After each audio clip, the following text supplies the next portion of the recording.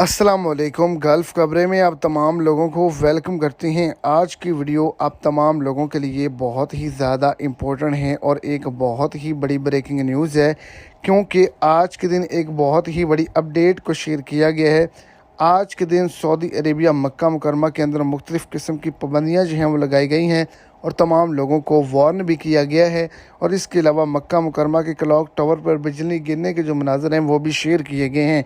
तो वीडियो के मुकम्मल तफसीलात को जानने के लिए वीडियो को एंड तक देखें और अगर इस चैनल पर फर्स्ट टाइम है तो लाजमी से चैनल को सब्सक्राइब करें, वीडियो को लाइक करें और अपने दोस्तों तक इसको ज़्यादा से ज़्यादा शेयर करें।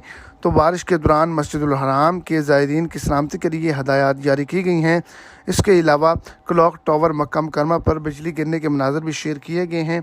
जो पाबंदियाँ लगाई गई हैं उनके अंदर ये है कि बारिश के दौरान कहा गया है कि तमाम ज़ायरीन जो हैं वो दुआ और इस्तिग़फ़ार पढ़ें। दूसरे नंबर पर जब बारिश हो रही हो तो सीढ़ियों पे ना चढ़ें ना उतरें। इसके अलावा बच्चों को पानी से दूर रखें, फिसलन वाले जो फ़र्श है उसके करीब मत जाया जाए। और इसके अलावा भी दीगर किस्म की पाबंदियाँ लगाई गई हैं इस वजह से ताकि लोग जो हैं वो जानी नुकसान का सामना ना करें।